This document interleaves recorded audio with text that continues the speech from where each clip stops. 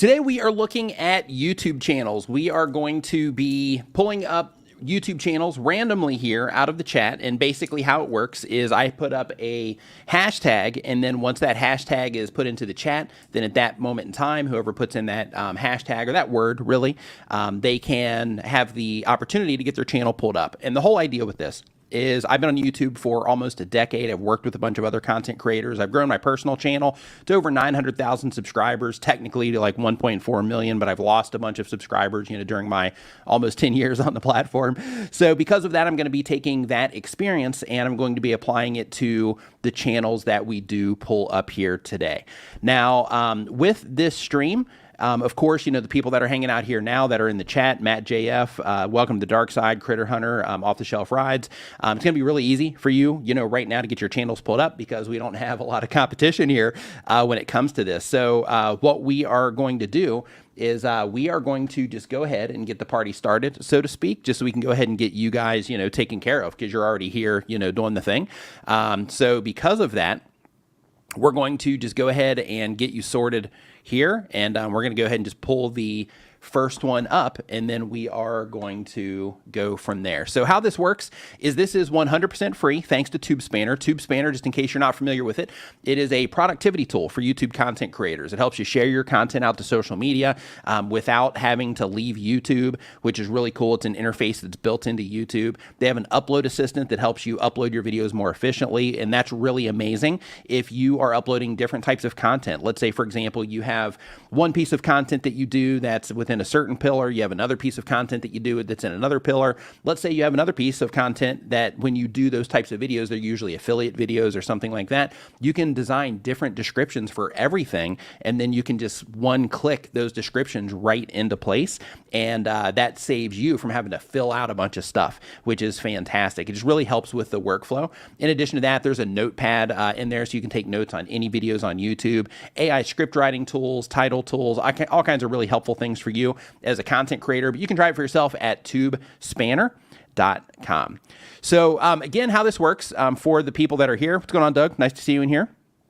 Creator Classroom, nice to see you here as well. Brian Hartball, what's going on? Homekeeping Channel, nice to see you. Nice to see everybody that's hanging out here. But basically how this works, if this is your first time here, is I'm going to put a word up on the screen, and all you have to do is put that word into the chat, and then as soon as you do that, then we are going to get it up here. So here's the word. I'm just going to go ahead and do it, and you don't have a lot of competition, so we'll just go ahead and burn through this one really quick. If you want your channel looked at, then we'll just go ahead and do this draw really quick just in case more people come in, because I just shared this in my community feed just a little bit before going live, so a lot of people probably aren't even going to see this. So let's see here. So right now we got 2 entries. I'll wait for just a few more. We'll just go for like a quick early bird, thing here, so we can pull up, as many as we can. And let's see here. Yeah, so I'll pull this when it gets to like 15. And then we will do the next one from there. Okay, 15. So here we go. Drum roll. I think I've got my drum roll sound effect in here. Let me switch over to this. Let's get this thing spinning. I do. Okay, there we go. Cafe Arts. Here we go. So again, how this works is I am going to pull up her YouTube channel. And then from there, once we have the channel pulled up, then I'm going to just look and see, what it is that she's doing, give her some tips on some things that she can do to improve. And then we're going to build it out, of course, from there by, going and looking at other channels, kind of going through that draw again so that we can get through as many channels as we possibly can within the hour of time that we have for here today. So she says, how lucky am I today? Lucky, apparently. Yeah, it's your day. It's your day. So, okay, so we have her up on screen right here. So Cafe Arts, Art and Writing. So the very first thing right out of the gate that I just want to bring to your attention is in terms of your, what it is that you are offering here. There's probably going to be a substantial difference between just the general audiences that are consuming art content versus the ones that are consuming writing content.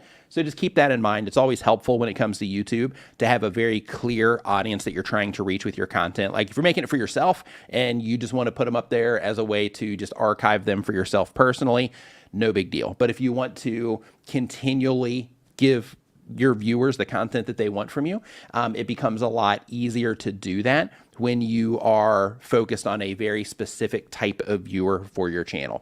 That's the very first thing, like everybody here, when it comes to YouTube, the very first thing that you should do is, like, if you're in that place right now where you're like, hey, things aren't really going, the way that I want, things like that, the very first thing you should do is just kind of sit back and be like, who am I trying to reach with my content? What type of person or what type of communities do I want to serve with the content that I'm publishing? And then how can I do that in the best way possible, right?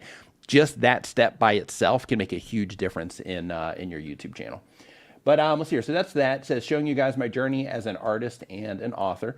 Okay, so this is cool too, but keep in mind, like, when it comes to this, one of the things that is important is to put just like a really clear value proposition in terms of what it is that the viewer is going to get from you, right? Because here, this is all about you, showing you guys my journey as an artist and an author, right?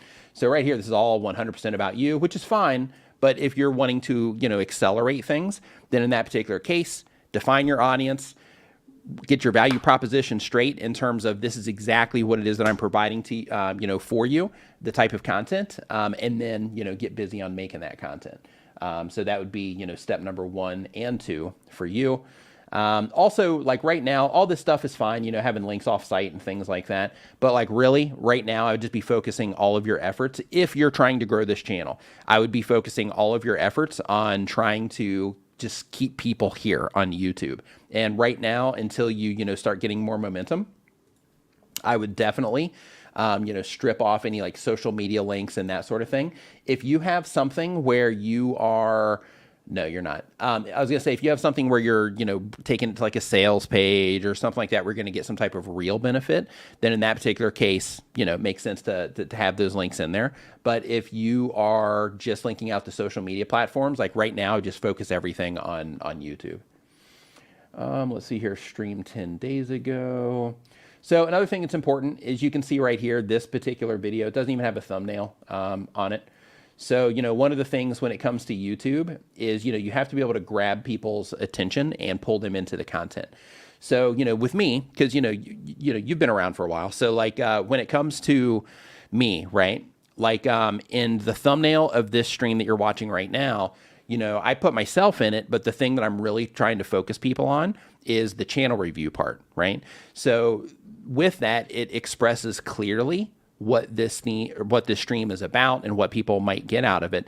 Even though there's a lot of people on YouTube that, that have interacted with my content, for some of those people, they'll see that thumbnail and I'll be in it and then they'll come in and click on it. But for a majority of the people, it's going to end up being the channel review part that people are going to be like, oh yeah, I want to see if I can get some feedback on my YouTube channel. And then, they'll come in for that.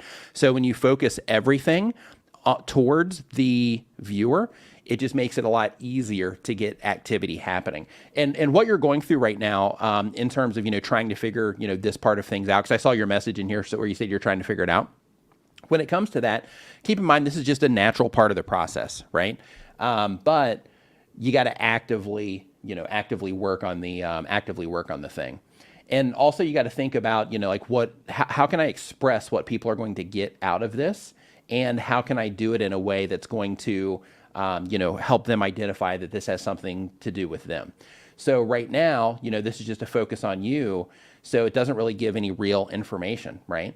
So let's say that this were to show up on a homepage of somebody that is actually interested in your type of content, like the ideal person for that video.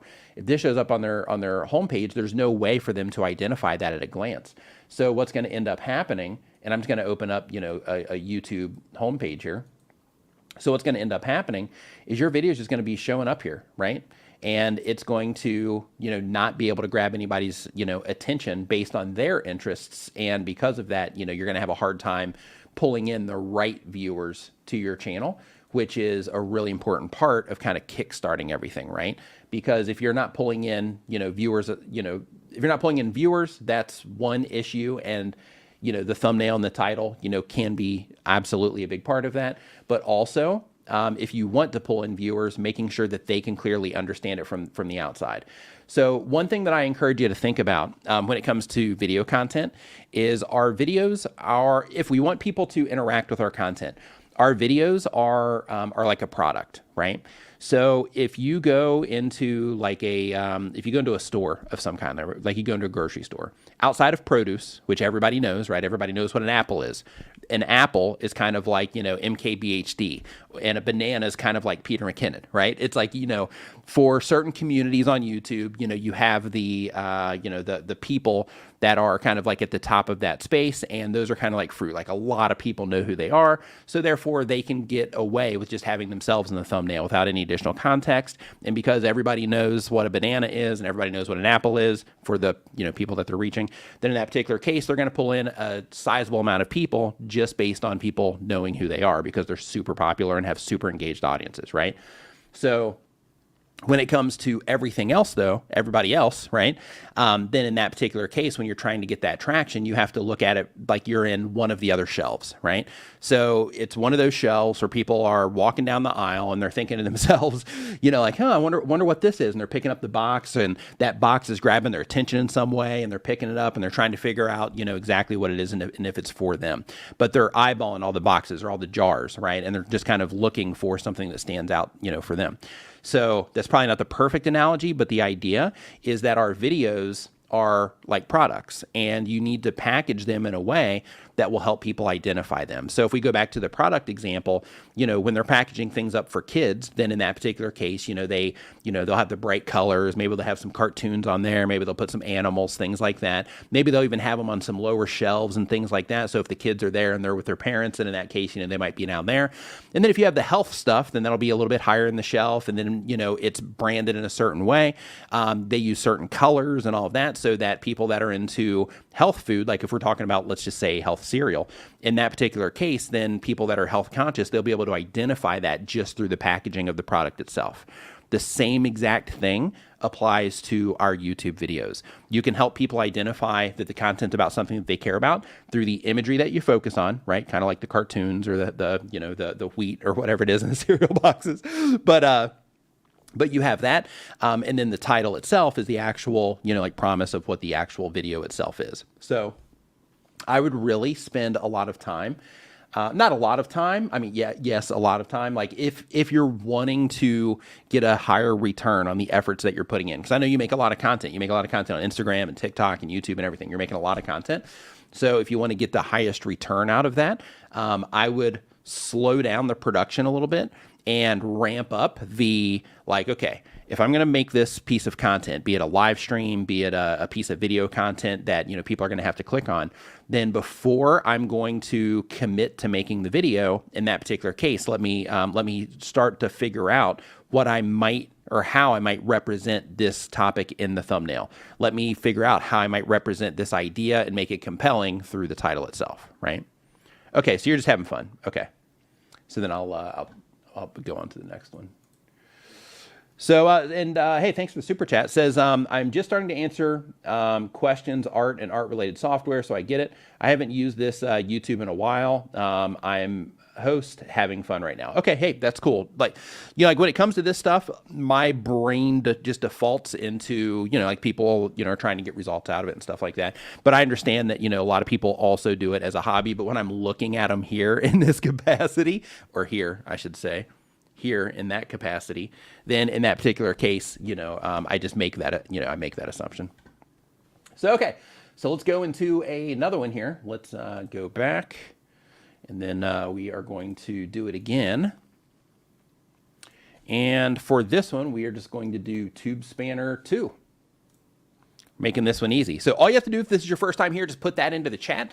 And once that is in the chat, this tool that I'm using here from StreamYard, it's going to collect the entries, and then I just hit draw once we get some entries coming in. And once I hit the draw button, it's just going to randomly pick somebody. So only put the word Tube Spanner 2 in if you are wanting feedback on what it is that you are doing.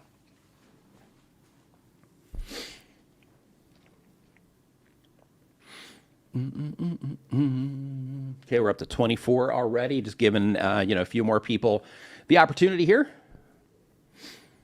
We got PB's Wild World of Ports, Off the Shelf Rides, One Step, Yellow Shirt Dad, Spider Thread, The Aussie Report, Maya Lovey.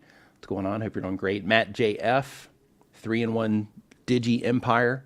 Fantastic. Okay, so we're at 30. We're gonna go ahead and pull it. Let's get this thing spinning. Oh, I thought that was going to be the, I thought like right when it dropped, I thought it was going to be the winner. So we got a yellow shirt dad. Congratulations here. So let's go ahead and get you pulled up and go to channel. And let's see what you got here. Give me 1 second just to do a quick check. Okay. All right. So let's go ahead and pull this up, make it a little big here. So bringing laughter to my viewers through my channel. I also bring you interesting places. Yeah, so this is another one, right, where having like, I also bring you interesting places. Let me actually dig into that for a second and see what it is that you're actually doing. Hold on. I also bring you interesting places here in Virginia. I love comments. I try to answer each one. Feel free to leave a message. Fantastic. If you like, subscribe. Yeah, so this is another one where I would definitely do, like Yellow Shirt Dad, helps you, release your tension of the day, whatever, and brings you interesting places, so on and so forth. But I think you might be in a similar boat where if you are taking people on tours of, I think it was Virginia that you said, if you're taking people on tours, but then you're also doing the jokes, you might have a bit of a disconnect there with your audience. Let me click on this really quick. Okay, so you're just on jokes of the day. Joke of the day. Yeah, so this one, over time, I'm not sure what the pond update is, if that's a joke of the day or not. But when it comes to what it is that you're doing, people that enjoy your jokes, you might end up having them come back just from, just getting used to seeing you. And that's okay if they do end up doing that. But I'm not sure how long you've been going. Hold on, let's see.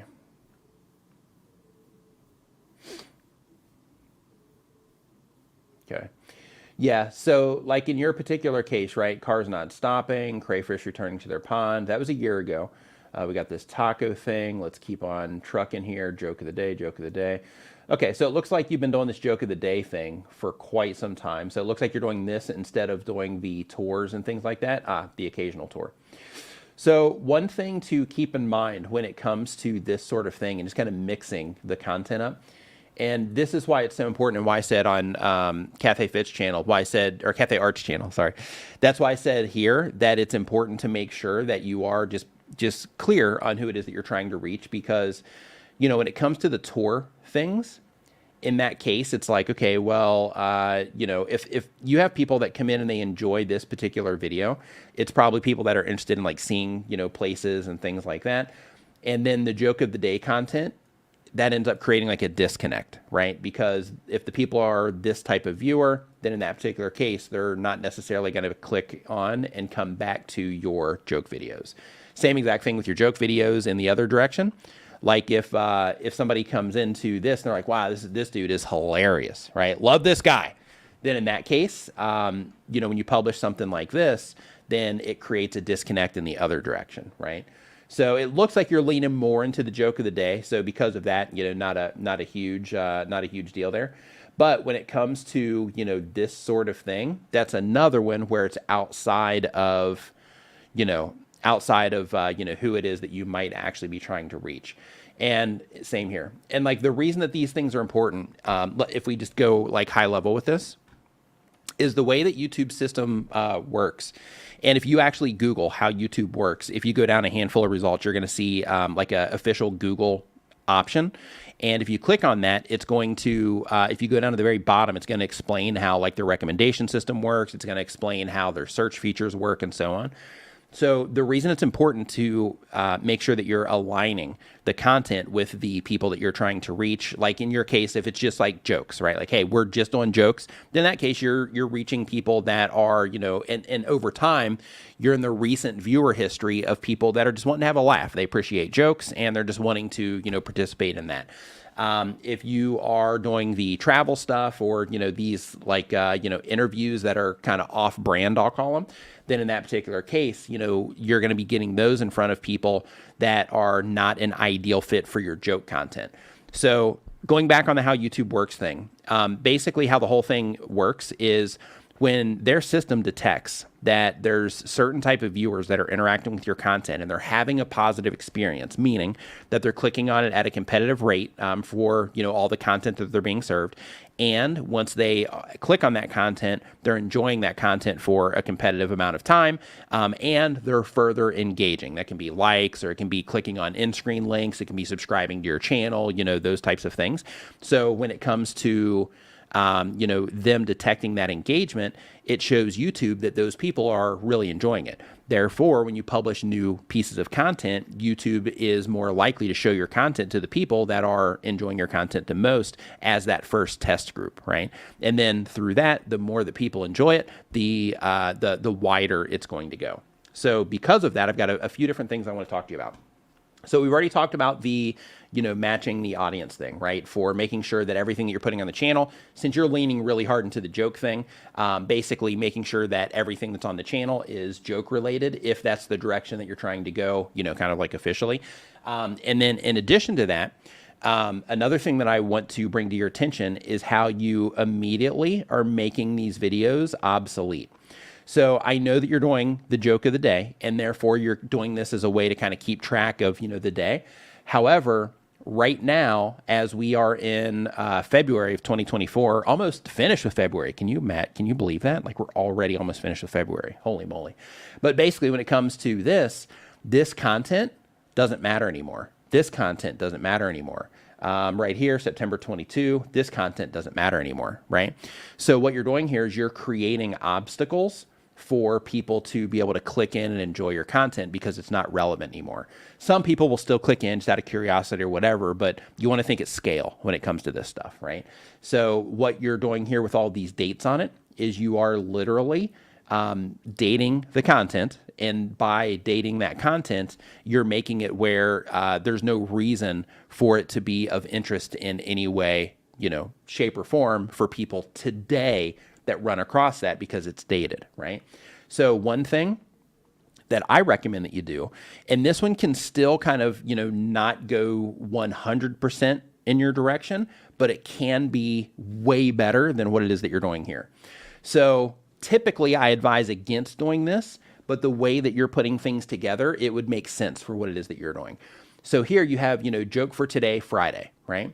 So instead of having all of these types of things, instead, I would do like joke of the day, number, whatever, right? Joke of the day, number, whatever. Joke of the day, number, whatever.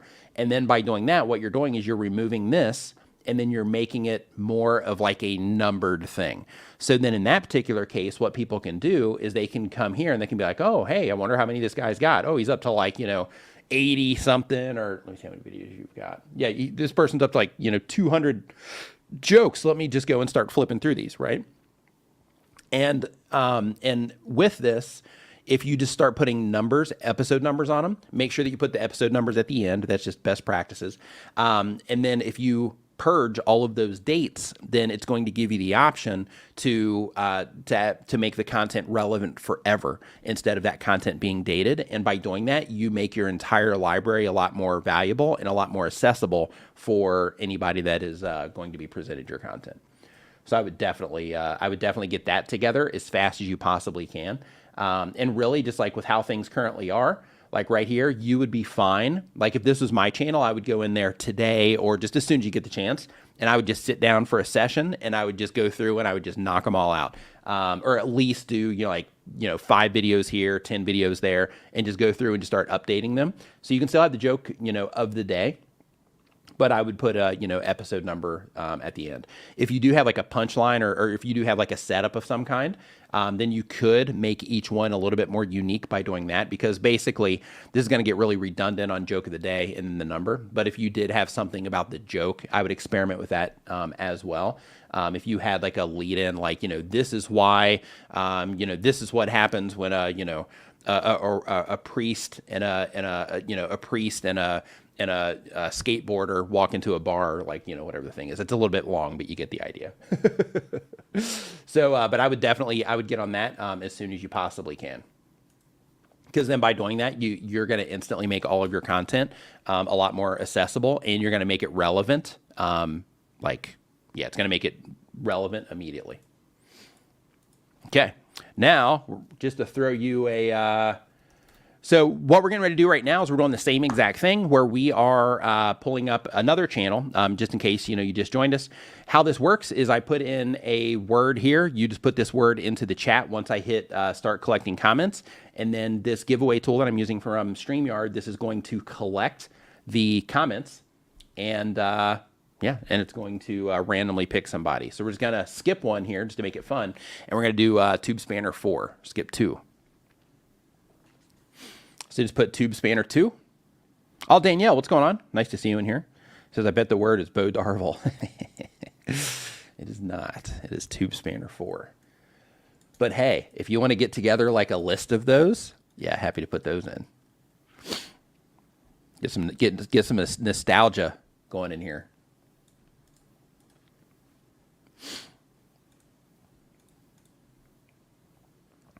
So basically, as we're waiting for these to come in, what's going on, if you're just joining us, is we are pulling up YouTube channels, and I'm giving them feedback. I've been on YouTube for a really long time, almost 10 years, tons of experience when it comes to YouTube, and I am basically just looking at the channels, and I'm just giving some tips on, how to dial things in a little bit, and hopefully the people that have their channels pulled up will take the information, and hopefully they'll make the changes, if we, run into changes for the channels, and then hopefully report back later with the results on if it mattered or not. Jerry, what's going on, dude? Welcome to the stream. Hope you're doing great. Brandon, you saw my presentation at Vid Summit. Nice, love it. Glad that you enjoyed that. I love Vid Summit. Hey, is there anybody here from the UK? Out of curiosity. Or Singapore, UK or Singapore. Okay, just giving just a second here, just making sure we got everybody in here that wants to be in here. Oh, Jay's in Mexico. Nice. Hey, be careful, man. Be careful in Mexico. You might end up down there for a couple of years. So Brain Heart Bulb says from the UK. So we got another UK. Okay, so when it comes to those of you in the UK, just as a heads up, there is a conference happening in May on the 25th, I believe it is, or 24th. It's called tubefest.live. Tube Spanner's sponsoring it. They're the title sponsor for it. I'm going to be speaking there. So the tickets are actually really cheap for a conference. So if you are in that area, just go to tubefest.live, and then you'll see the information about it. And I encourage you to come and hang out if you can get away just for a day. It's only a day for the conference. So, okay, here we go. Let's get this thing spinning. Build with Mooney. That was so close, Jerry. Okay, build with Mooney. Here we go. So let's get this pulled up. Let's see. Looking for build with Mooney. It's probably be easier to just go here. Build with Mooney. I think it's a EY. Yep. All right, here we go. I've had this saw for 3 years. All right. So let me mute this to be on the safe side. I mean, not like worried about you, just in case you have like background music or something. Okay, so right here first, congratulations on having over 1,000 subscribers. Just so you know how awesome you're doing, just in case, because some people just don't know this. Most channels on YouTube never hit that milestone that you've already crossed, that you're 170 ahead of. So congratulations on you for that. As we are looking here, build with Mooney. So I can see the, tool area or the workbench. So it looks like you're doing some DIY stuff. Everything I make is usually made from wood, but I've been known to dabble with other.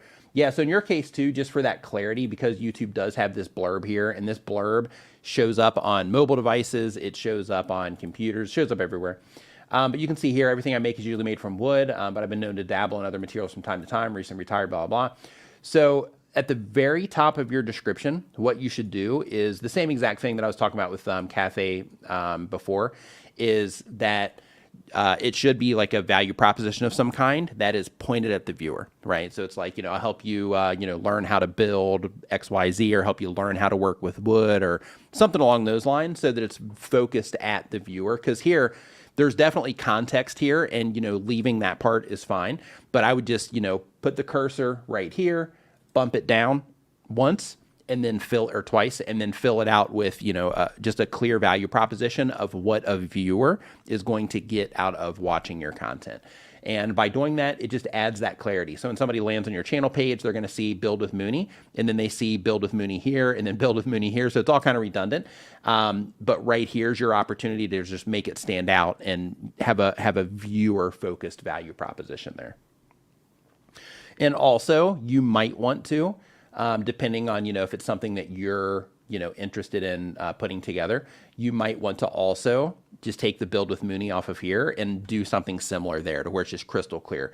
Like, let's say, for example, if you're building like some stuff with wood, you make some stuff with metal and then some stuff with like just concrete, let's just say, just be like, building with wood and concrete or something like that. So it's just like, oh, okay, me too, or that's what I'm looking for. So then it kind of encourages people to explore further. Okay, did I choose the right bandsaw setup? If you're looking for bandsaw as a premium featured update, that's for you decided. Okay, you've got Thinkers and Industrial. So I'm not sure, just as a quick thing for you here, I'm not sure if this is an affiliate video or not, if you're actually promoting something here. Check out my Etsy shop. Okay, so yeah. So you have these, let's see, you got the... Yeah, I think these might be affiliate links. So one thing that you might want to do is right up here, instead of focusing it on the hashtags, because these hashtags are going to pop up here regardless of where they're at in your video description. So they don't have to be right up here. So what I recommend that you do is since you are, doing this as like a review of sorts, one thing that I would definitely do is I would take these and I would move them to the bottom of your video description because they're the least important thing there, right? Not only are they the least important thing, but they're also a link off, right? Oh, you're not doing this as an affiliate. Okay, so first, you're missing an opportunity here to make extra money if that's something that you're interested in. So because of that, one, I would still move those down there in the bottom and then make this a little bit more accessible for the people that might be interested in checking out the saw itself. But I would definitely, because you say that you're not doing these as affiliate links, I would hop on Amazon or Home Depot or, wherever. I would sign up for all of their affiliate programs. Any of these places, I think Home Depot has one. I know for a fact Amazon has one. I'm pretty sure Lowe's has one. I would hop on all of these websites, sign up for their affiliate program, and then make sure that you have those links there. And when you're doing this, you have tools I'm working with in my shop. What you're doing right here is fantastic. You're doing the right thing, but you're missing a huge opportunity here because how this whole thing works is like out of these 1,285 viewers, some of them, not everybody, but some of the people that are watching this, they might be considering getting this, especially when you're doing the setup. They might be considering getting this, and it might be somewhere with them to where they're like, oh, hey, this is something I might be interested in. And then when you make it available to them to where you already have done, to where they click through the link and then they can make the purchase. If you don't have an affiliate link attached to that, then you're missing an opportunity. So just to show you how important that is, on my channel, my AdSense is like 0.7% of the total income that I make from my YouTube channel. A majority of my money comes from affiliate marketing and from brand sponsorships and personal products. So when it comes to affiliate marketing, I really carry the flag hard for affiliate marketing because it can add up really fast, and it can add up to substantial amounts of money, like life-changing amounts of money, if you're getting a decent amount of views on your videos. So because of that, if you're interested in that side of things, I would definitely hop on the affiliate side of that. I mean, if you think about it, right, you're already doing the buy me a coffee, so you're trying to do that to generate revenue. If this was my video, here's what I would do. I would take these, move them down here to the bottom. I would take this support buy me a coffee thing. I would move this down here on top of the hashtags. So it'd basically be hashtags, and then underneath that, we're just going to do coffee, right? And then underneath that, I would do the Etsy shop if you sell stuff. Or I'm sorry. Facebook. Do Facebook there. I'll just do, I'm not going to finish. Yeah, we'll just go ahead and finish it. Okay. So I would do Facebook there.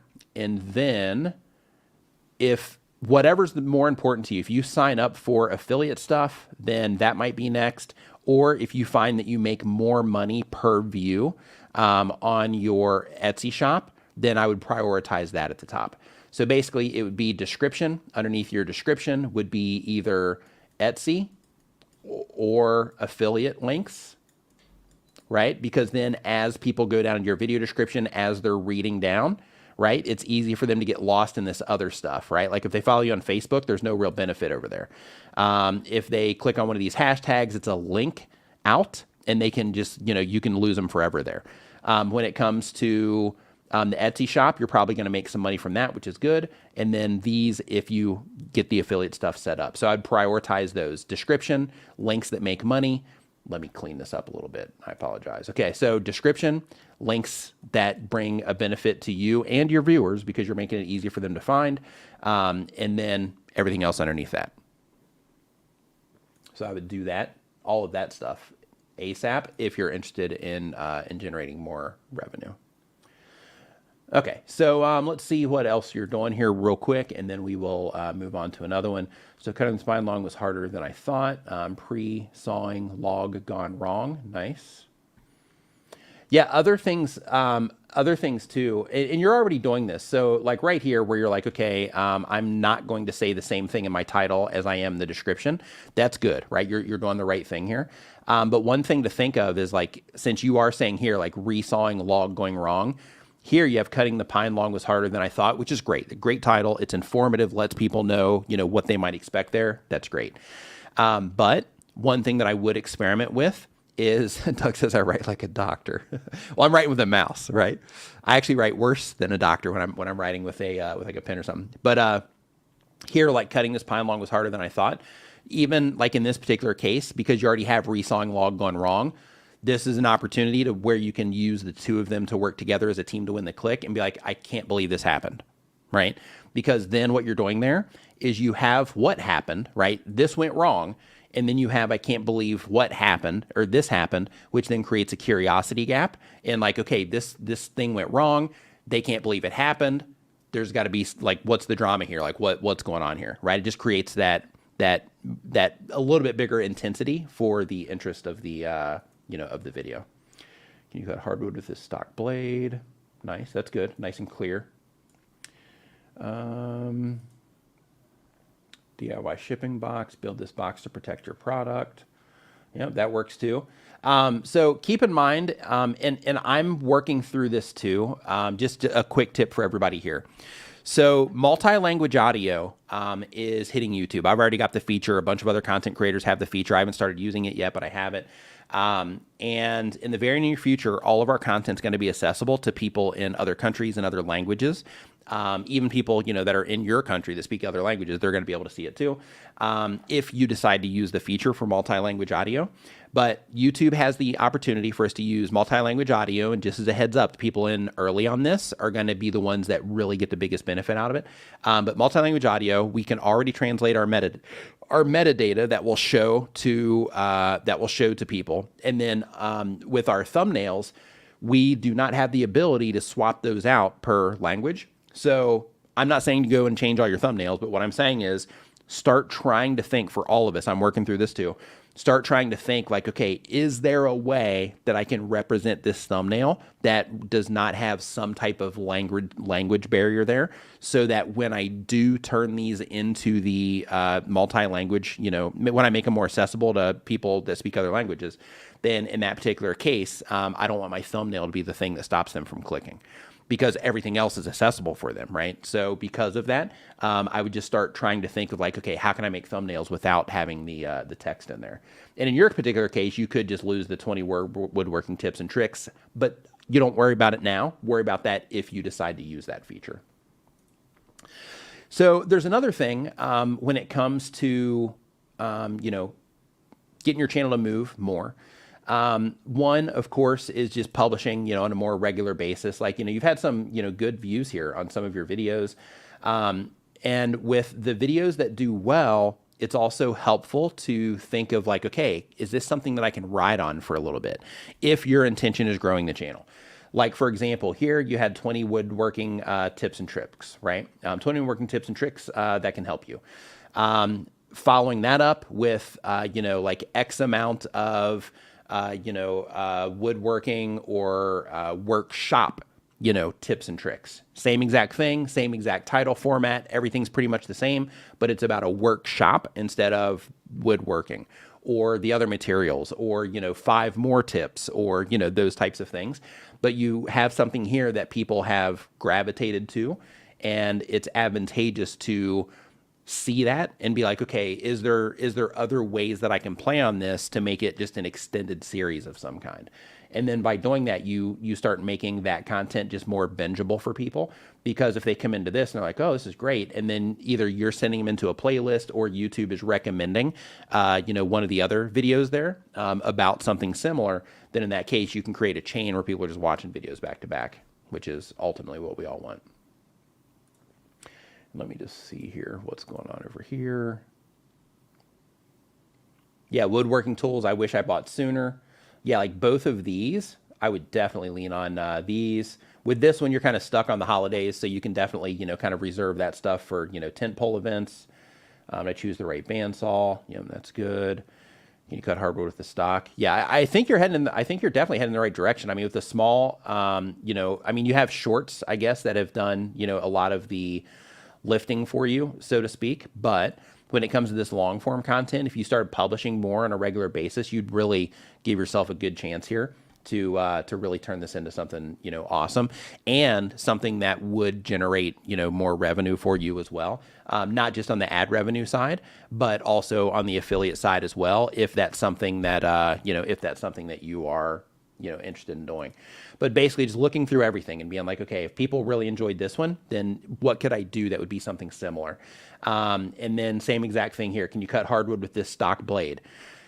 1,000 views on this 4 weeks ago, but you might also try same exact thing, but like now you're going to do teak wood, right? So can you cut teak wood with this stock blade? Can you cut, and just build out a whole series of like all the different kinds of woods with the stock blade, as long as people keep responding to it, right? So that's the whole thing, is basically just creating those, chunks of content where, people can just sit there and just kind of lean back and watch them. And with what it is that you're doing, because this is woodworking tips and tricks, DIY, you're cutting the wood here, this is about the saw, like it's clear that you're talking to like the DIY folks here, people that are building stuff themselves and all that. So so your audience seems pretty clear. I would just lean into it more, and I would start making more of this long form content, because right now, right here you have 87 videos, and right here we've got, a real small amount. So one thing to remember when it comes to YouTube Shorts is these are great for making you feel good, right? Like when we publish a short and it gets a lot of views on it, it's like, oh, sweet, this got, 7,000 views on it. But one thing you got to think about also is like, what am I getting for the efforts that I'm putting into this? I mean, one, they probably don't take that long to make, so it's not a huge deal. But when you start thinking of like, okay, I have this asset that I'm slowly putting together here, what can I actually turn this into, right? So what can I turn this into? How can I make it benefit the viewers? And how can I make it benefit me? If you can, find that balance, then in that particular case, you'll end up doing much better long-term. As things currently sit, you'll end up doing much better long-term if you lean more into the long-form content, and you learn how to, serve the audience more with this type of, content. So hopefully that was helpful. And hey, just as a heads up too, if you are watching this and I do look at your channel, like, Mooney and the other ones that we looked at, if you have a question about anything that I mentioned, if you need like clarity on it or something like that, then just shoot me a DM on Twitter. And when I see it, I'll get to it. Right now I'm backed up on my Twitter DMs, but I think I have it scheduled either tomorrow or the next day to actually go in and start, grinding through them to get caught up. So if you have anybody that I look at your channel, if you have any questions about it, just shoot me a DM on Twitter, and then I can add any clarity that you need. All right, let's do another one. So let's see here. So next up on our list, we are going to make this one super easy. And we're going to do tube spanner 88. That's going to be the thing for this one. Yeah, so if your channel gets pulled up, then, definitely hit me up on DM. Like if you have, because Matt JF says I don't have Twitter. If I don't pull up your channel, not a big deal. But if I do pull up your channel, you only need to DM me if you have questions, about the information that I share with you. And by the way, if you are enjoying this, make sure you give it a thumbs up. It's kind of our feedback mechanism to make sure that you're getting value out of this stream. Okay, we've got 36 in here. And if you are just joining us, what we're doing is we're just pulling up YouTube channels, giving them feedback. And with that, all you have to do, it's 100% free, courtesy of TubeSpanner, which is a YouTube productivity tool that every YouTube content creator should have in your toolkit. If you're an experienced creator or if you're somebody just getting started, they have tools that will help you distribute your content easier if you have social followings elsewhere. They have tools that will help you write better scripts if you're just getting started. They have a do next feature that basically looks at your channel and gives you some rough guidelines of the next steps to take in terms of making sure you get everything set up properly and those sorts of things. But all a ton of really helpful tools inside of TubeSpanner.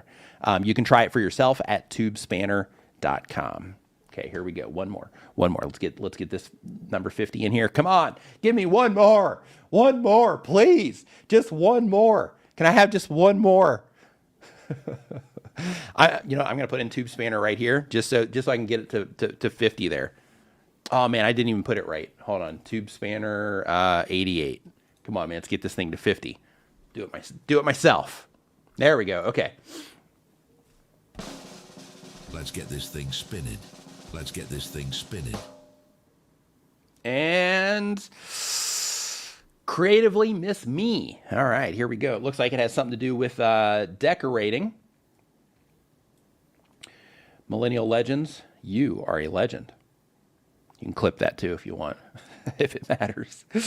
Oh, let's see here. Let's see, looking for this channel. If you could, while I'm looking for this, creatively miss me, if you could just say something in the chat really quick so I can just find the channel easily. Because as you can see, it's getting cut off here, so I can't... let's see... You know what? I can do this easier. Let me just do a Control F. Creatively. I got you. You're good. Okay, go to channel.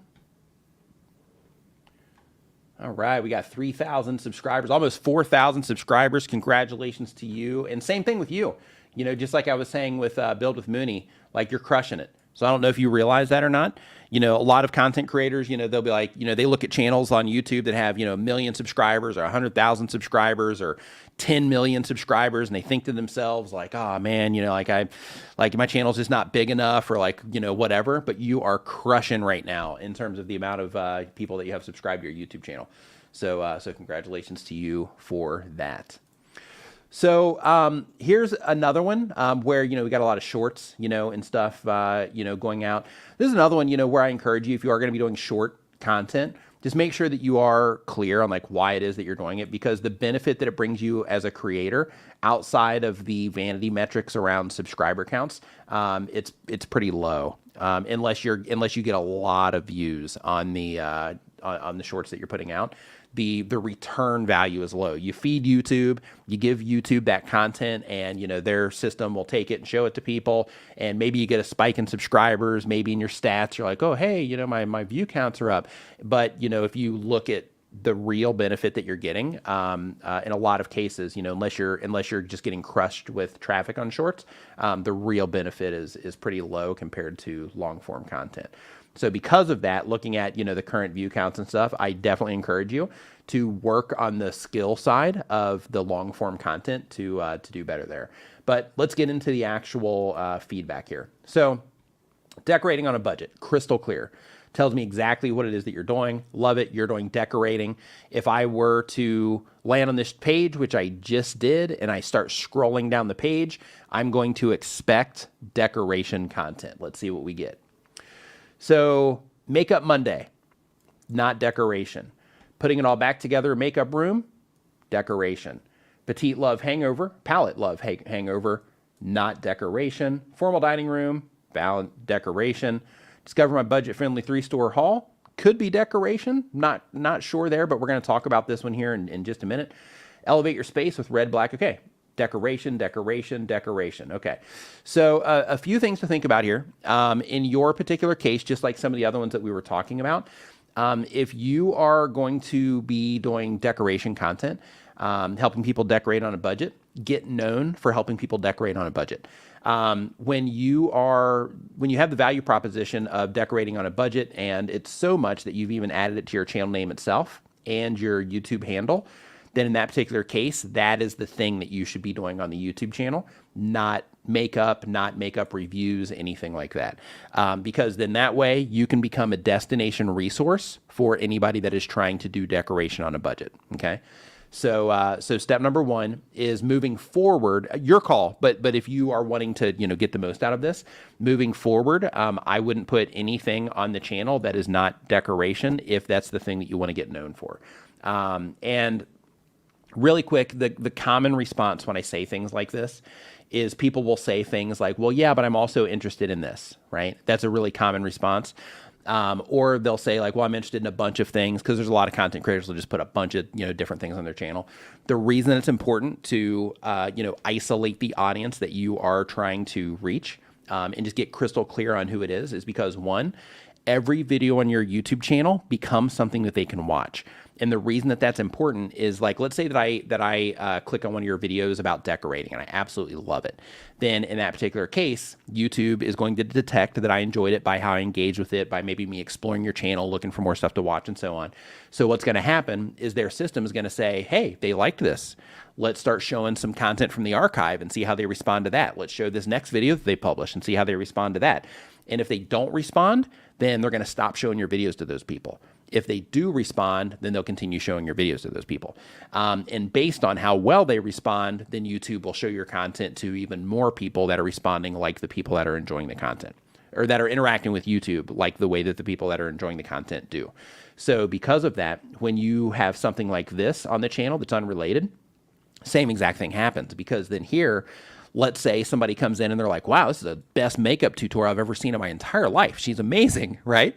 Then in that case, what's going to happen is then YouTube's going to be like, hey, let's start showing some of these other videos here. And then if they're into makeup and not the decorating, then in that case, you're creating that disconnect, right? So, so the very first thing that I recommend that you do is, when you get the time, we're going to talk about this here really quick too, but when you get the time, sit down over coffee, breakfast, dinner, just whenever you have a moment, sit down and think to yourself, okay, if my channel were to blow up to, like, let's say like 1 million subscribers, or 100,000 subscribers, what do I want to be known for, right? And if it is decorating, then in that particular case, if I want to be known as the person that's going to be doing the decorating on a budget, which, by the way, is wide open on the affiliate side, because you can bring attention to tons of stuff that people will buy. But if you are like, hey, it's going to be decorating, then every video that goes up on the channel should be in some way, even if you have to kind of bend it a little bit, find some way to make the content about decorating, right? And then by doing that, you're really making the content about the audience that you're trying to reach. And if you identify that, hey, I'm trying to reach people that are DIYers and they're trying to decorate on a budget, then in that particular case, it becomes really easy and everything else gets crystal clear, because then all you have to do, and I know it sounds like, oh, that's it, right? All I got to do is build a spaceship and fly to the moon. That's all I got to do, right? Like, I understand, right? I understand the words that are coming out of my mouth, but what you have to do, or why it becomes easy, is that when you understand who it is that you're trying to reach, it makes all the decisions around your channel super easy. And two, instead of publishing different videos and getting metrics from different audiences that are responding to things differently, because people that watch makeup videos don't respond to things exactly like the people that watch DIY videos. People that watch DIY videos don't respond exactly the same way as people that watch manifestation content, right? So because of that, all you have to do is you have to learn, okay, for the people that are into DIY content, what do they respond to? What do they think about? What questions are they asking themselves? What questions are they asking others as it relates to, decorating on a budget? And you get to start solving their problems and answering all of those questions that they have. And you get to know those viewers, right? And by know them, I mean conceptually. Like, I know that people are into this, care about these specific things. So because of that, my role is to serve them with content that's going to, help them with those very specific things, right? So I would do that. Number 2, right up here, if you look at the blurb, hello, my name is Stephanie. I'm a wife, mom, grandmother. I've always wanted my. Same thing. This is all great. Leave it, right? Leave this, but go to your About Me page, hit the space bar, right? Put your cursor right here, hit the space bar, and then put in a value proposition there that is just crystal clear of what it is that you're doing. So in your case, it could be something like, helping you, make your house look beautiful on a budget, right? Or helping you make your house look, expensive on a budget, or, however you wanted to, frame it. But basically just take that value proposition and just cram it into there, pointed towards the viewer. But how you have this here about, hello, my name is Stephanie, wife, mom, grandmother, I always wanted my home to look like blah, blah. This is fantastic, because for the people that explore this, it gives them some insight into you, right? It's the personality side. This is the stuff that people like when it comes to YouTube, and helps them connect with creators around, certain types of content. So I would definitely leave that stuff in there. I would just put the real value proposition up higher. And another thing when it comes to the value proposition is when people share your channel, and this is why I keep telling, this is why I told you, and I think it was Build with Mooney, to go in there and knock that down a line break, and then put the value proposition there, is if I were to share this out to social media right now, here, let's do it. I mean, I'm not like gonna actually like share you like entirely, but here's what I'm gonna do, just to show you kind of how this works. So if I go here and I put in this, it's not going to show it probably because I'm not actually tweeting it. So yeah, this isn't going to work like I thought it was. But basically, the idea is when you share it out, I think Twitter gives you, I want to say it's either 70 or 140 something characters, to where it's a blurb that they show that lets the people know before they click on it what it is that you actually offer. So when you put that value proposition right up here at the very top of your About Me page, when people do share your content out, it adds that clarity of exactly what it is that you offer. So then you can pull people in easier that way, instead of it just being like somebody sees the image and then they see like, hey, my name is Stephanie, I'm a wife, mom, like that won't matter as much as like, oh, I am into budget decorating, so let me check her out, right? Okay, next, let's talk about your thumbnails. So when it comes to thumbnails, always remember that what you're trying to do is you're trying to focus the attention on the things that the viewers would care about. So right here, you have small group haul, but there's no real clarity there. What you might want to do instead is take a photo of these items that you're holding, and you can just take like a close-up photo, right? Like this. So like, let's say if it was, in my case, let's say it was like the watch and the iPhone, then, then it would be, oops, let's not do that. Then it would be like, something like this, right? To where it's just like right up there. And then, people that were into iPhones or iDevices, they would be able to clearly and easily see that this had something to do with with something that they care about, right? So, so that would be the very first thing that I would work on when it comes to your thumbnails, is basically sitting back and asking yourself, how does this help somebody that is doing or interested in budget decorating? How does this help them identify at a glance, if it were to show up on YouTube's homepage, if it were to just show up, let's say, right here, how would this help them identify that this has something to do with home decorating? By the way, TubeSpanner actually has a tool where you can upload your thumbnail and you can actually see it pop up. So you can see, just so everybody here knows, so you can see what it looks like embedded into the different pages of YouTube. So you can also use that just to see how it kind of stands out. But the real goal is to make sure that you're thinking about, okay, how does this help people identify that I'm talking about something in this video that matters to them? The default response to that one is usually that's what my title is for, is I tell them what they need to know in the title. And that's good, but the thumbnail is the thing that actually grabs their attention, that tells them to read the title, right? So because of that, just make sure that you are focusing on the imagery that helps them identify it. Even here, right? Like putting it all back together, makeup room, refresh, part 2.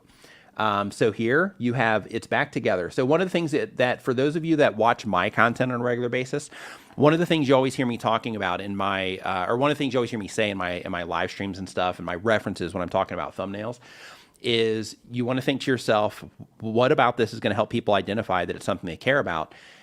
And is there anything that I'm doing to block or take away attention from the thing that the viewer would care about? So what you're doing here is that number 2 thing. So you have the imagery of this, right, back here, but you're kind of blocking it with the text right here. It's back together. So here, when you put it's back together, one, the only thing you're relying on there is that people that might have seen another video where you're doing something similar will know what it actually is, right? The thumbnail, this would cause people to look down at the thumbnail, but the thing that I encourage you to do when it comes to your thumbnails is don't use this text at all. Don't use any text. Take that off completely. Take a better framed in photo so that this thing right here, if this is the thing that you fixed, that this is big in the thumbnail, right? So then in that case, your thumbnail's like, we'll say like this, and then that is the main focus because the whole thing's about a makeup room. So what some people will do, and this is advanced when it comes to thumbnails, but what some people will do is they'll stage some of this stuff. So let me make this bigger and I'll show you what I mean. Oops. Man, I'm so used to going to work on a Mac now that when I hop on here, everything just gets weird when I'm on a PC. Okay, so so right here, one thing that people would do in this situation, professional content creators, like people that are like, okay, I'm doing everything I can. For those people, they would basically do this. It would probably actually be kind of offset a little bit where this would probably be over on the right third just based on the angle of the image. They would brighten it up a little bit. They would probably come in and like Photoshop out this stuff right here on the wall so that it's all focused on this area right here.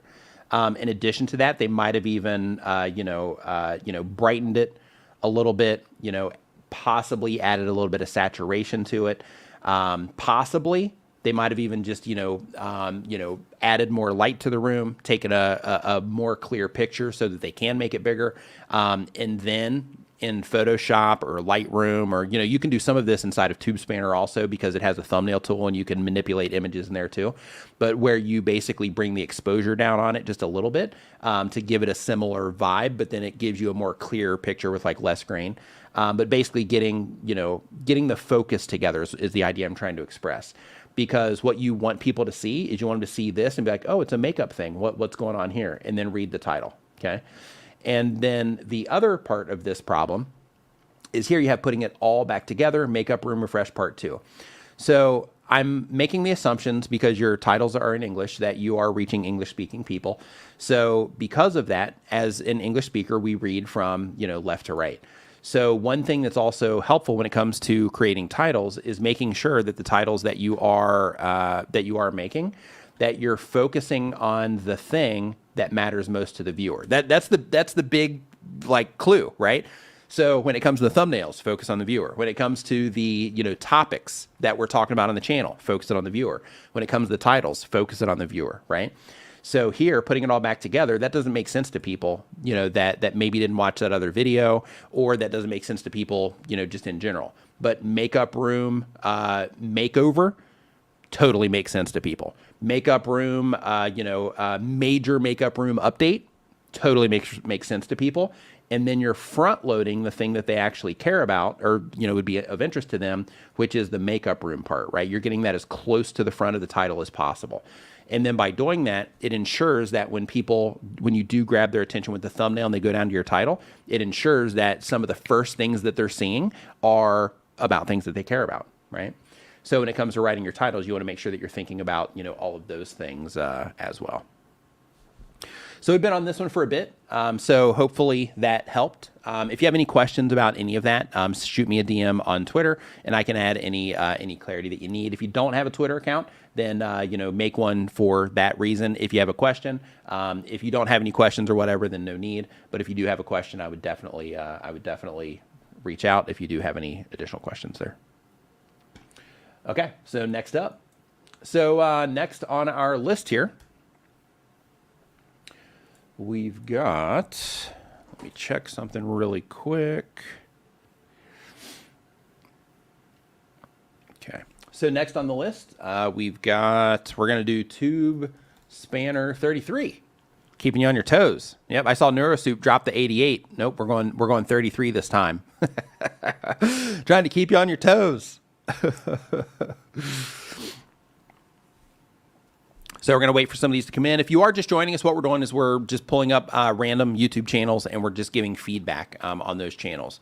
So, we're talking about thumbnails and titles and value propositions and, upload schedules. And like with Build with Mooney, in his particular case, we're talking about, one, just, focusing on the right type of content. And two, how he can actually, monetize what he's doing there in a better way. So let's see here. We're on 42. Wait for just a couple more to come in. And by the way, this is free, to put your thing in there. You just got to put tube spanner 33 into the chat, and then it's going to collect these as we go. When I hit this draw button, then it's going to randomly pick somebody here that put that in there. Okay. Let's get this thing spinning. Hit it again, just for good measure. See if I can time it right. I haven't been able to time it right yet. Nope. See, there we go. Wasn't able to time it right. One step. Here we go. I think one step. I think we had you at another time too, if I remember correctly. One step. Okay, so let's go over to filters. Let's look for your channel. There we go. Boom. Okay, take it one step at a time. Mortal Kombat, Street Fighter, multiverses. Okay, so all of this right here is good. My eye actually went from here to your dude and just kind of arced over directly into this. Take it one step at a time doesn't really have any relevance to the viewer outside of just the channel, branding side of things. Awesome text effects there. Whoever did that, if you did that, that looks incredible. Let's look at your thumbnails. Yeah. So whoever did that, it looks great. But in terms of the flow there, I got to quickly understand that this is about Mortal Kombat, Street Fighter 6, and multiverses. So helping you get better at fighting games and enjoy them more, one step at a time. All of that is fantastic. Nice, crystal clear value proposition that you have going on there. Right here. Love it. You're at 35,000 subscribers. Crushing. Love that also. And let's see what we got here. Okay, what is optimal? What it actually means to be optimal. Mortal Kombat 1. Okay, I don't know the language there on that, but let me actually click in here really quick. Okay, so you're already getting started when the video starts. On this rollover right here on the autoplay, I saw the logo thing pop up, and I was like, uh-oh, hope he's not starting the videos with that. Let's see here. What does it actually mean to be optimal in fighting games alone? Mortal Kombat 1, damage optimal, or saving resources more optimal. Okay, so one thing that can be extremely helpful when you are deciding on the videos to make, and I could be completely wrong in my understanding of the interest of this very specific thing. It could be huge, like if you're into Mortal Kombat, the understanding what it means to be optimal could be gigantic. But at a first impression, one of the things that I'm thinking is like, I know what Mortal Kombat is, but when it comes to what it actually means to be optimal, it seems like the amount of people that would be interested in that would be a pretty small, amount of people compared to the amount of people that are interested in Mortal Kombat, right? So one thing that can be helpful when you are, coming up with video ideas and you're committing to the videos that you're going to make. One thing that can be helpful is that you do think about like, okay, if I have, I wonder if I can stack these. Oh no, it's not filled in. So we'll just say no. Okay. So one thing that can be helpful is like, let's say that, if you have the video about, optimal, right? We'll just say this one here, we'll draw a little arrow here.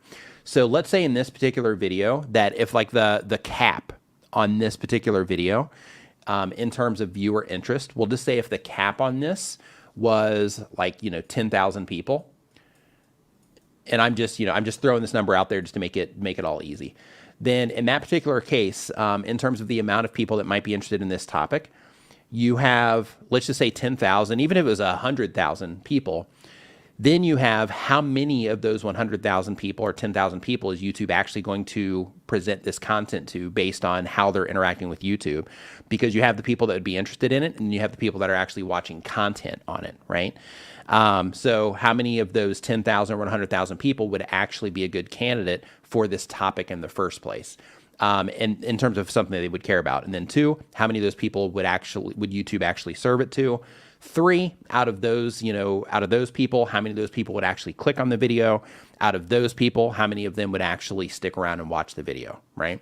So when it comes to deciding the topics for the videos that you're going to be putting out, one of the things you want to make sure that you're always keeping in mind is, how can I talk about things? Like if I'm talking about Mortal Kombat, Street Fighter, and multiverses, how can I talk about things that the highest amount of people possible are going to be interested in?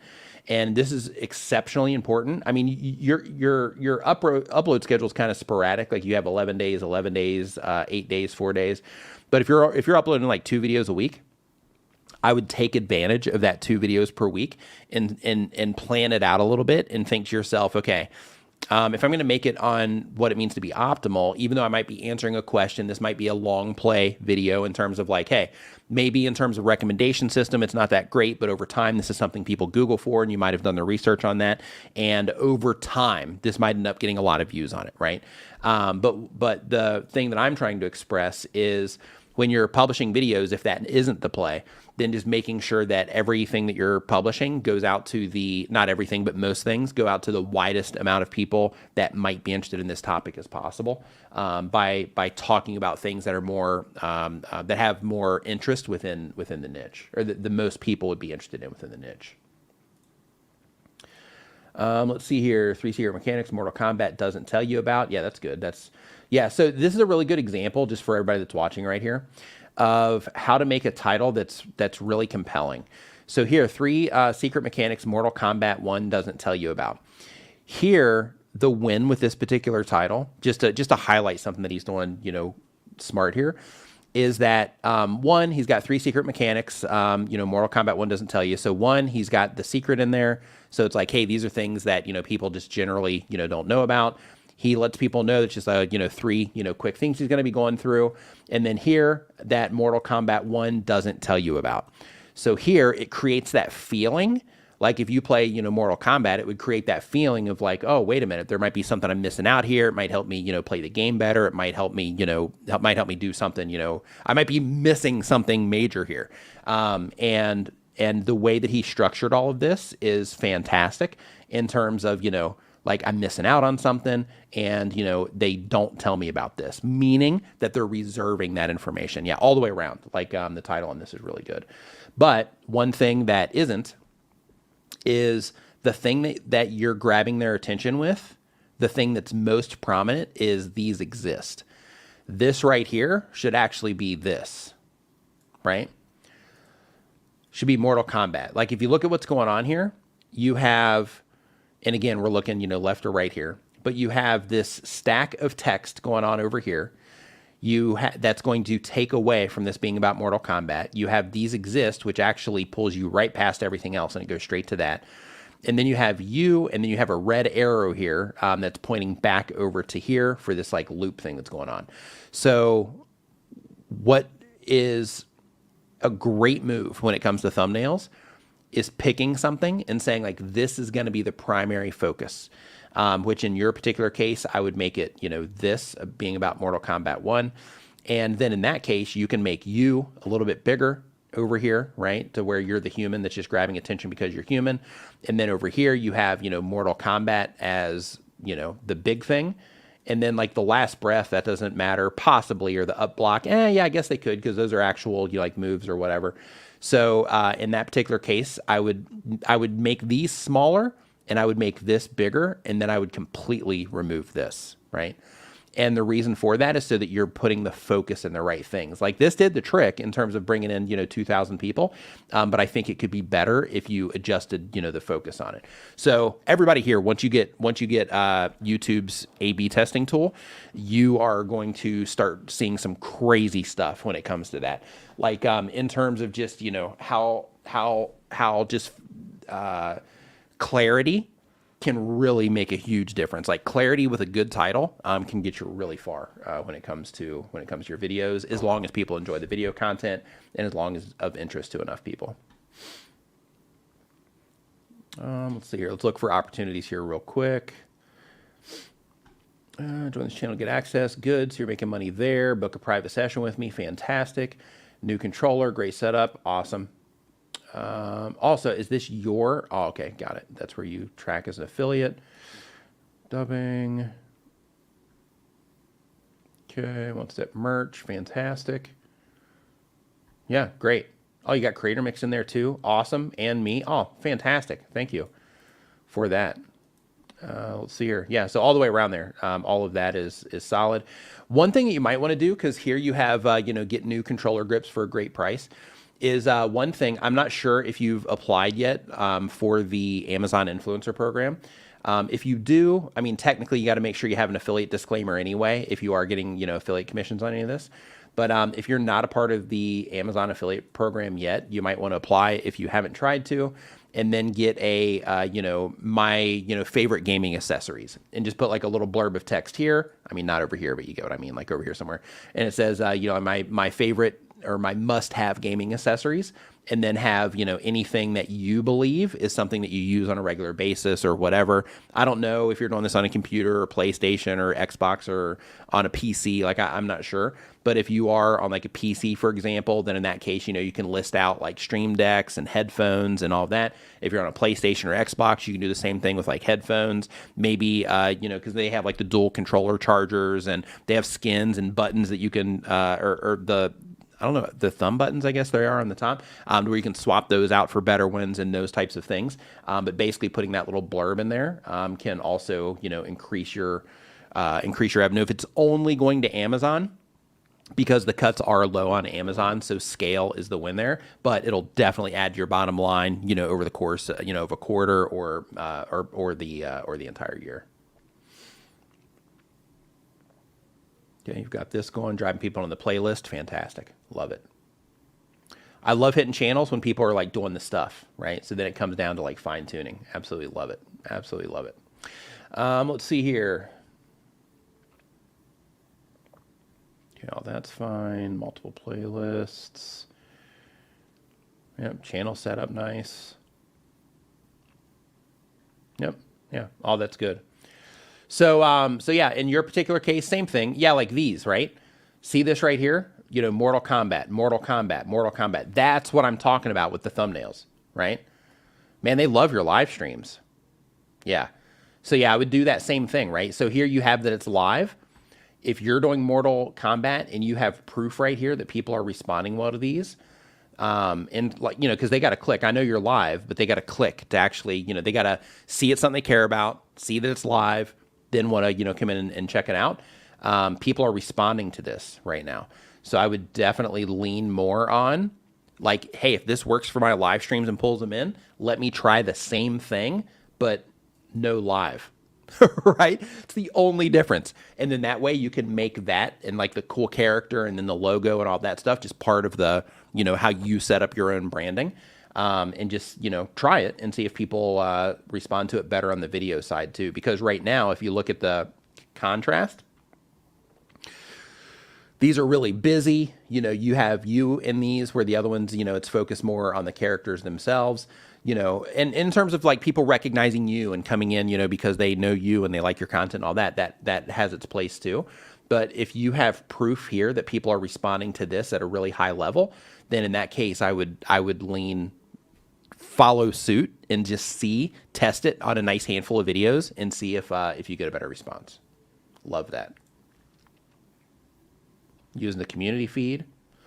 So, hey, one thing that you're doing, nope, you got it in here. Here's your ultimate guide. Yep, fantastic. Yeah, you're getting some videos in there too. Yeah, doing all the stuff. Love it. Absolutely love it. Yeah, so keep crushing. Yeah, like in your case, I would definitely get on the thumbnail thing ASAP. And just see, right? Like basically go and pick one of your videos that isn't doing like amazing. Go and gauge like the go into your analytics, look at the click-through rate that you're currently getting on it. Make sure you go into your traffic sources and look at, just take a screenshot and be like, okay, this is, you know, where I'm at currently. Mark the date on it, and you can log all this into a spreadsheet if you want, but mark the date on it if you don't have YouTube's A/B testing tool. And then, or you can use TubeBuddy's A/B testing tool to have them do this programmatically on the back end. But basically, what you can do if you don't want to do that is go in to your analytics, go to your traffic sources report, screenshot it, and then that way you're going to see like home pages, you know, how are people responding to this? You're going to see search, you're going to see suggested videos and so on. So you're going to see all that. And then from there, swap out the thumbnail and make sure you have the date on it, and then just check back in like a week or so and see if it made a difference or not. In some cases, you might be able to see it in real time. Like if you're getting enough impressions on it still, then you might be able to see the change just happen, you know, immediately in real time if it helps or hurts. But by doing that, that will just let you at least test it and see if people respond better to that than what it is that you're currently doing, because they love your live streams, obviously. So because of that, if you want more activity on those other ones, then I would definitely make sure that you're packaging them in a similar way. And another thing too, on your live streams, like even titles and like everything, man, like if people are responding to how it is that you're doing your live streams, because these look completely different than what it is that you're doing on the video side, then in that particular case, like I would lean into that hard, really hard. Yeah, fantastic. Love it. All right, so let's do another one. This one is going to be, let's do here. All right. And real quick, if you are enjoying this, you know, make sure you hit the thumbs up. It's our feedback mechanism, so we know that you're enjoying the stream here. And then here we are going to do Tube Spanner 555.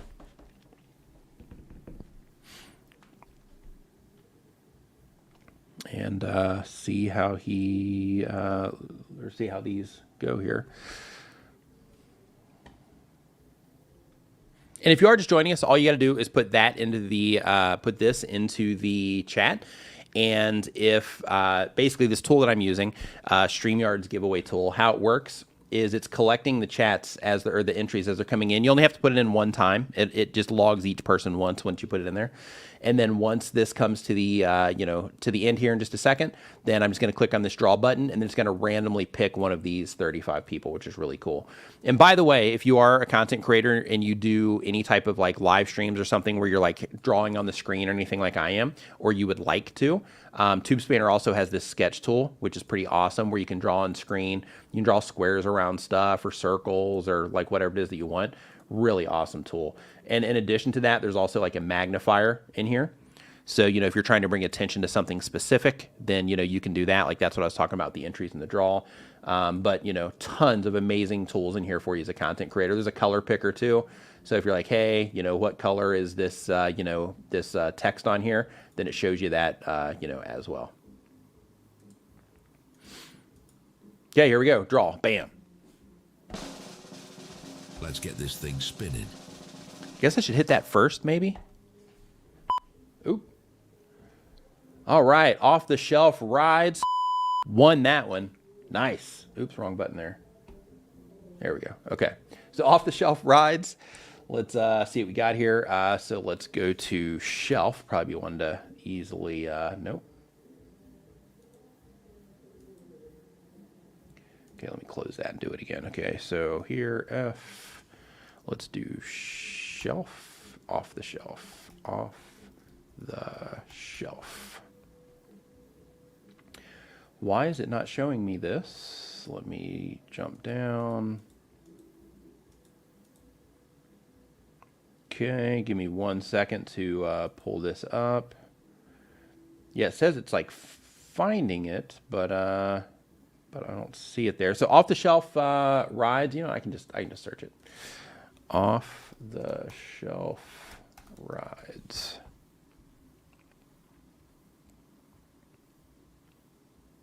Okay. Got it.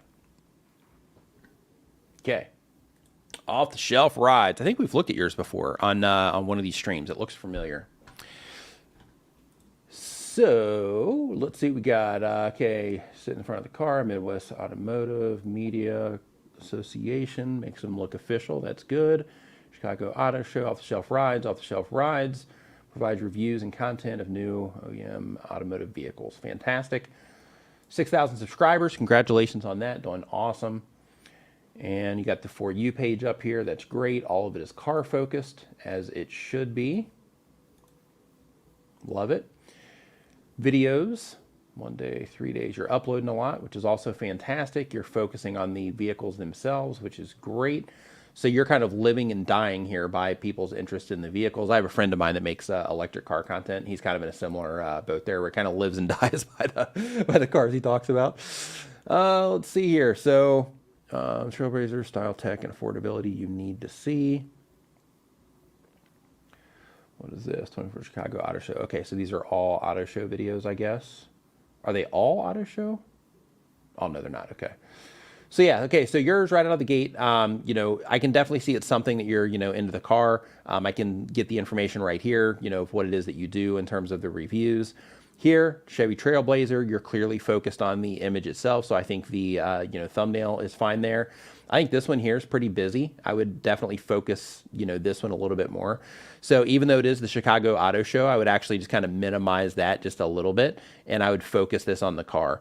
Because, you know, this is another one to where, you know, when it comes to the amount of people, I know the Chicago Auto Show is probably pretty huge. I know all the car shows they do here have been big. I know the ones, you know, when I used to live in America, the ones that, you know, I would go to there, they were always big.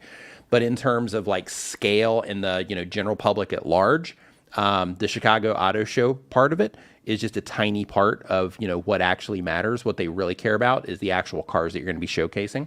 So because of that, similar to what you're doing with these particular shots here, I would definitely just focus this on one car. And then if you wanted to have the Chicago Auto Show tag on there, then in that case, I would make it, you know, really small, but just focus on this. And then you already have here every electric vehicle at the 2024 Auto Show with features and specs. So you have the information they need here. You just got to grab their attention, right? So, I would adjust that as soon as you get the chance. And another thing that you're doing here is kind of is kind of anti best practice. So see how here you have every electric vehicle Chicago Auto Show, and then here you have every electric vehicle at the Chicago Auto Show.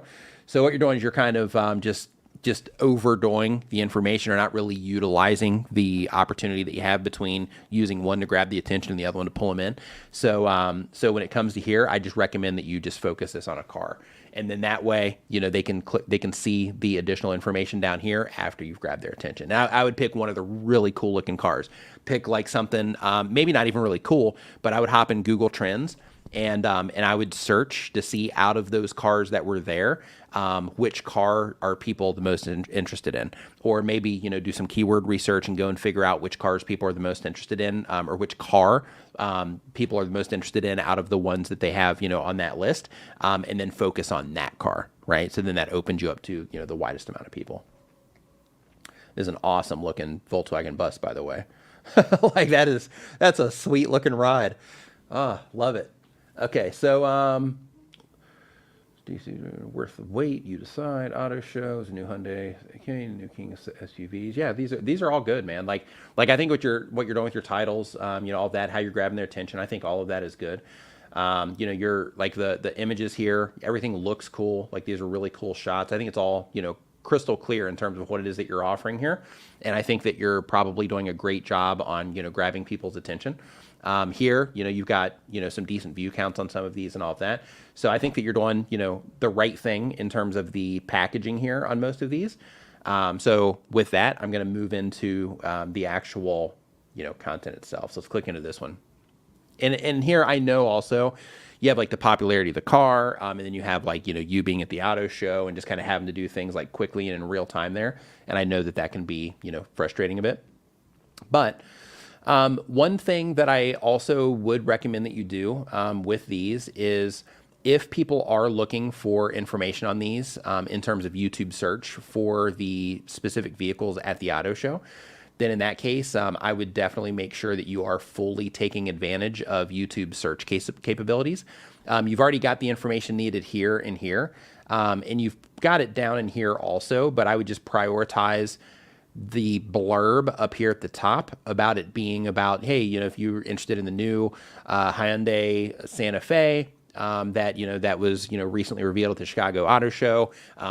This video shows you, the ins and outs and the, positives and negatives of, Hyundai's new Santa Fe, or like whatever the thing is.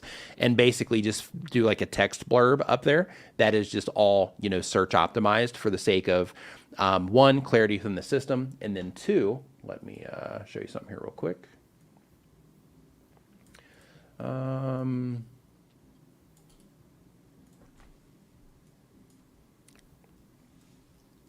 Chicago Auto Show. Might be in here already. We're going to see. Okay. So one of the things that YouTube does is, if we go to the search filters here, is by default, you can see right here that the default search is relevance, right?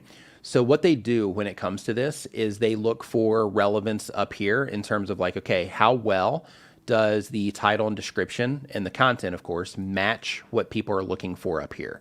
So in this particular case, if I'm looking for this, it's looking for that information here.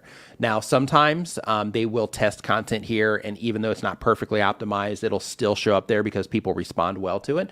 But to give yourself that edge, especially if it's something that just happened and if people are looking for it, which, they're in the #1 spot 9 days, and they still only have 440 views.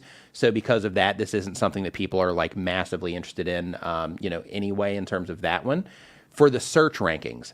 But in terms of, recommendations, because I'm guaranteeing that they probably got some search traffic, but I'm going to guess that, most of it just came from, their channel. Because if I remember correctly, they have a pretty big channel.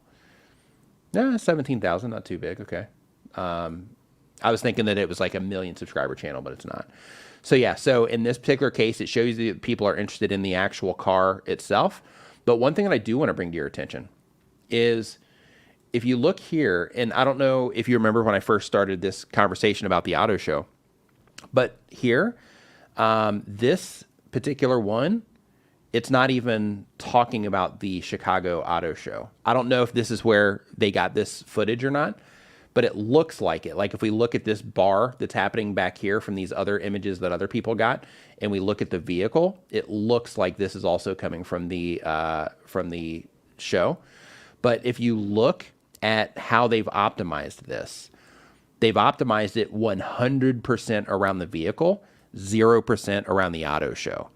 So that might also be something to consider when it comes to, some of the content that you're putting out, is looking around, like before you publish the video, if you've already made it, because I know you probably batch, produce the content when you're at the auto shows like my friend does. So when you're looking at it like this, before you actually publish the video, just do some keyword research real quick. Not even keyword research, just go and put it in the search field and look for little clues like this, and then sit back and ask yourself, why do I think this did better? Now, of course, the video content itself, is going to matter. It's not just about how it's optimized, but people did click on this a lot. So because of that, looking at this and thinking to yourself like, interesting, they didn't even put the auto show, like I just recognized, like, they didn't even put anything about the auto show. This is like all about the car. Then, you can leverage stuff like that, right? Because it's like people responded to this, therefore I don't have to add information about the auto show. But yeah, I would like look into here and just kind of look and see, the actual like video and things like that. But another thing, just as a quick comparison, if we look at this, video starts, he's like all up close in here. Let's see what happens with yours if we go back. Yeah, pretty close. Yeah, pretty close. So you're good.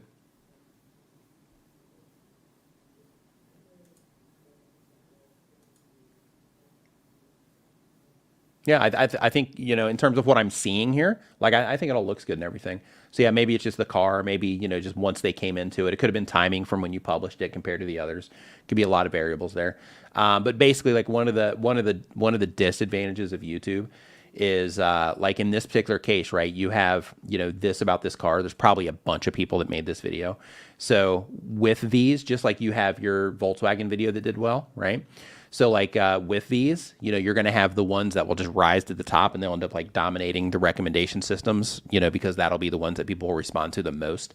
So that's the only disadvantage of, doing these. Like when you have a hit, it can be big. But, if not, you've got a bunch of people that are just flooding about that one vehicle, right? Or out of all the vehicles that are there. And that can, definitely increase your competition for the topic.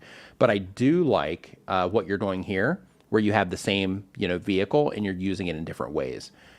So, in situations like this, that might be a good play also, to where, you take enough footage to where you can, do like another version of it. If you're like, oh yeah, people are competing really hard for this.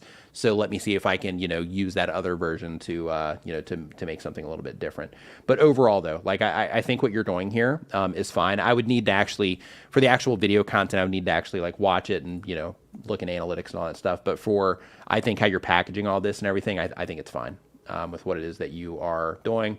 But I would consider like the auto show language, like have it in there, right? Like for this one, for example, maybe you do keep it in that one because it's about all the cars at the auto show.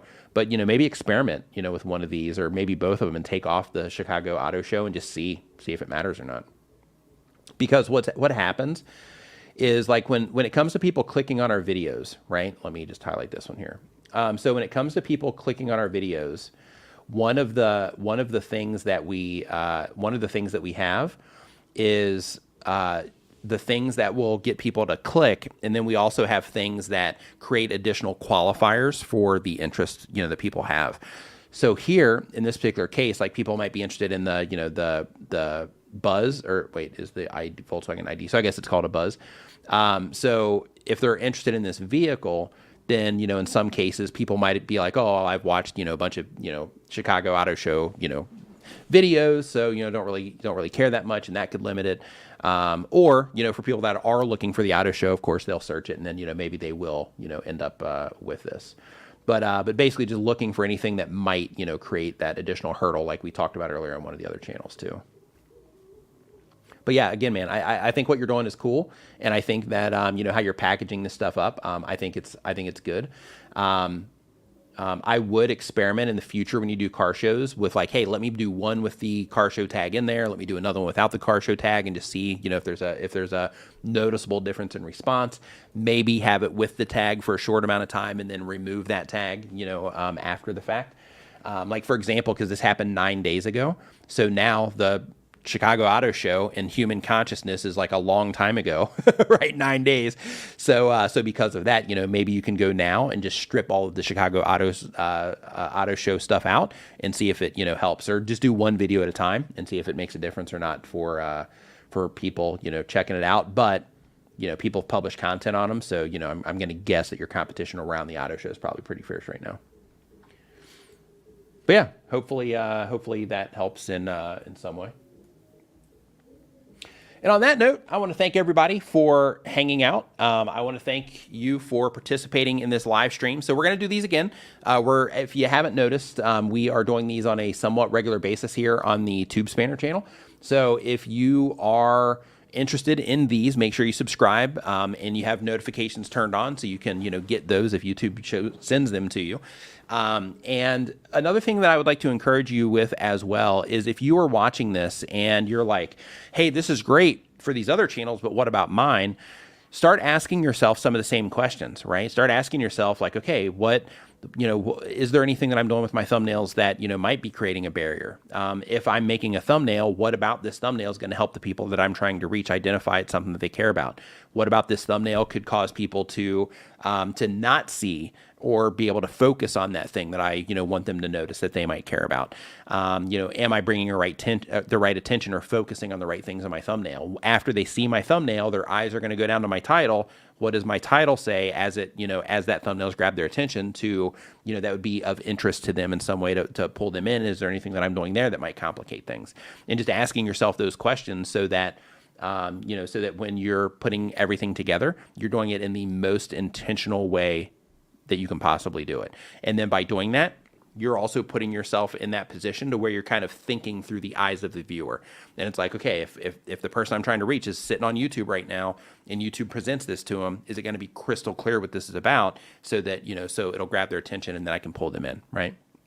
So on that, thank you so much for hanging out. And again, make sure you subscribe so that you can see the next one. If you are not a TubeSpanner user yet, it should be a part of your toolkit. It's a paid tool, but there's also a lot of free features in there too. So you should definitely at least check it out for yourself at tubespanner.com so you can see all of the amazing tools in there. I use TubeSpanner every single day with what it is that I'm doing because it's amazing.